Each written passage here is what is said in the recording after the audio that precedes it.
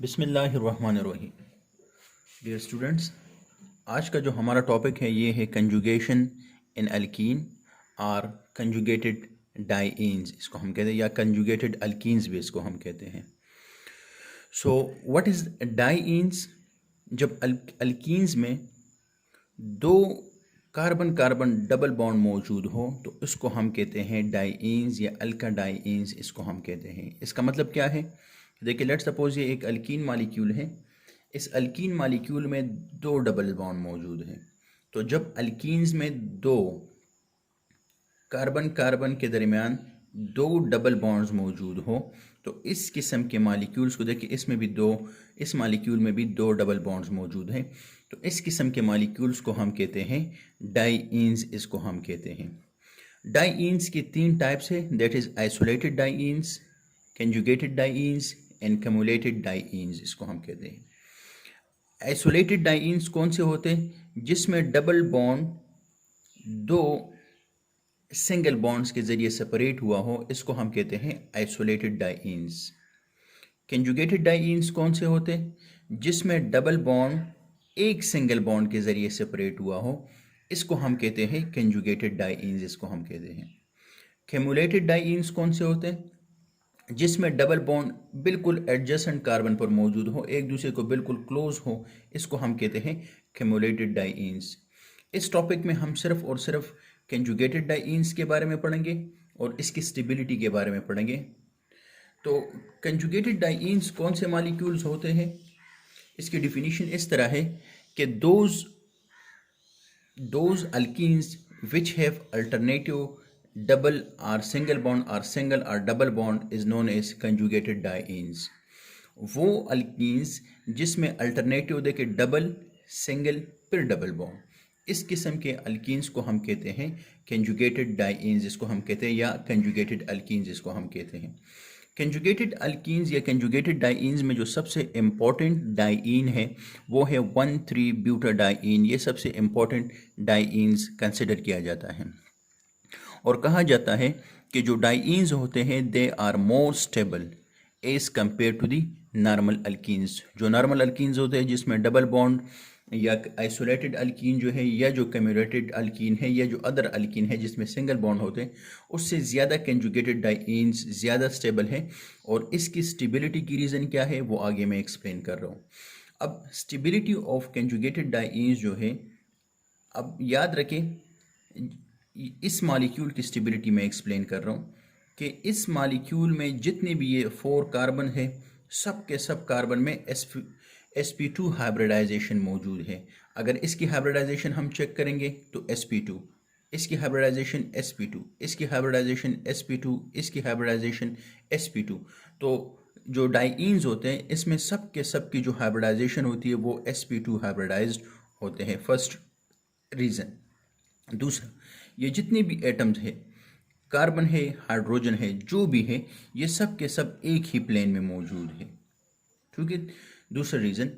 Third reason, इसमें जो bond angle है, ये बॉन्ड है, ये हो, जितने भी बॉन्ड इसमें मौजूद के सब के सब बॉन्ड जो है वो क्या है, 120 डिग्री है। इसकी जितने भी बॉन्ड्स है वो सब के सब 120 डिग्री है। अब इसकी स्टेबिलिटी की तरफ हम आते हैं कि ये स्टेबल की मेन रीज़न क्या है। तो देखिए, ये जो जितने भी sp2 हाइब्रिडाइज ऑर्बिटल होते हैं, तो sp2 हाइब्रिडाइजेशन में हर एक कार्बन के साथ एक अनहाइब्रिड p ऑर्बिटल होता है। तो जो डाइईन्स होते हैं इसमें हर एक कार्बन के साथ एक अनहाइब्रिड p ऑर्बिटल मौजूद है, और ये जो अनहाइब्रिड p ऑर्बिटल मौजूद है ये इसी तरह परपेंडिकुलर होता है। इस सिग्मा बॉन्ड्स का जो चेन होता है इसके मुताबिक ये परपेंडिकुलर होते हैं। तो परपेंडिकुलर होता है ये पाई बॉन्ड, ये जो p ऑर्बिटल होता है सिग्मा बॉन्ड के प्लेन के पर। देखिए, ये सब सारे जो हैं ये परपेंडिकुलर मौजूद हैं। अब हम जानते हैं कि जब p ऑर्बिटल इस तरह ओवरलैप कर जाते हैं, मीन्स देखिए ये एक कार्बन कार्बन डबल बॉन्ड, फिर सिंगल बॉन्ड, फिर कार्बन कार्बन डबल बॉन्ड, ये इस तरह का ये मॉलिक्यूल है डाइईन, ठीक है। अब आप लोग देख लें, ये डबल बॉन्ड डबल बॉन्ड यहाँ पर जो बना हुआ है this is because of pi bond. लेकिन डाइईन्स में क्या होते हैं, इस डाइईन्स में मेन रीजन क्या है, जो but in conjugated dienes all the p जो ऑर्बिटल मौजूद है ये ओवरलैप कर जाते हैं। ये सिर्फ ये दोनों ओवरलैप नहीं होते बल्कि इसके साथ साथ ये भी इनके साथ ओवरलैप कर जाते हैं इस तरह। और यहाँ पर जो ये पाई इलेक्ट्रॉन होते हैं जिसको हम पाई इलेक्ट्रॉन कहते हैं, तो ये जो पाई इलेक्ट्रॉन होते हैं ये स्प्रेड हो जाते हैं और ऑल दी कार्बन्स। तो ये जो पाई इलेक्ट्रॉन होता है ये इस तरह इस पूरे मॉलिक्यूल में इस तरह मूव करते हैं जो पाई इलेक्ट्रॉन होते हैं।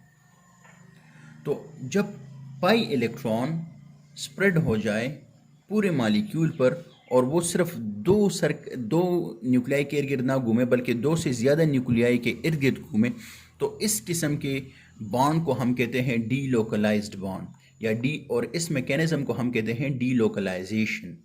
तो अल्कीन्स जो डाइईन्स होते हैं उन डाइईन्स में होता है डीलोकलाइजेशन, उसमें वो जो पाई इलेक्ट्रॉन होता है वो एक जगह पर मौजूद नहीं होता। पाई इलेक्ट्रॉन जो होते वो मुसलसल मूव करते हैं और मूव करने की वजह से जो इलेक्ट्रोफाइल्स होते हैं वो उनको इजीली अट्रैक्ट नहीं कर सकते,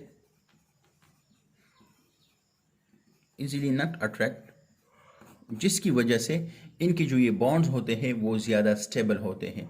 अब रीज़न क्या है कि क्या रियली इनमें कंजुगेशन होता है कि नहीं होता, तो इसकी जो मेन वजह जो हम एक्सप्लेन कर सकते हैं यहाँ पर वो ये है कि जो नॉर्मल डबल बॉन्ड होता है, नॉर्मल डबल में लेट सपोज ईथीन एक मॉलिक्यूल है, इसमें ये जो डबल बॉन्ड यहाँ पर मौजूद है इसका ये जो लेंथ है ये है 1.33 एंगस्ट्रॉम। अगर ये डबल बॉन्ड जो सिंगल कार्बन का जो सिंगल बॉन्ड होता है इसका लेंथ होता है 1.454 एंगस्ट्रॉम। लेकिन डाइईन्स में ये जो डबल बॉन्ड और सिंगल बॉन्ड फिर डबल बॉन्ड इनकी जो लेंथ है ये जो नॉर्मल अल्कीन्स है इनसे डिफरेंट है। इसकी जो डबल बॉन्ड है इसका लेंथ जो है दैट इज 1.37 एंगस्ट्रॉम, जो कि नॉर्मल डबल बॉन्ड से लेंथी है। जबकि ये जो सिंगल यहाँ पर जो ये सिंगल बॉन्ड है इसकी लेंथ है 1.48 एंगस्ट्रॉम, जो कि नॉर्मल जो लेंथ होता है सिंगल बॉन्ड के उससे थोड़ा सा कम है। तो ये जो बॉन्ड्स में जो चेंज आया हुआ है it is because of delocalisation of pi electron, और डाइईन्स की जो स्टेबिलिटी है it is because of delocalisation of pi electron. ठीक है, तो डियर स्टूडेंट्स यहाँ तक इतना ही। अगर किसी पॉइंट का समझ नहीं आया आप लोगों को तो आप लोग पूछ सकते हैं, ग्रुप में मैसेज कर सकते हैं और उसके साथ साथ आप लोग कमेंट में भी लिख सकते हैं। ठीक है, दुआओं में याद रखें, खुश रहें, मिलते हैं इंशाल्लाह नेक्स्ट वीडियो में।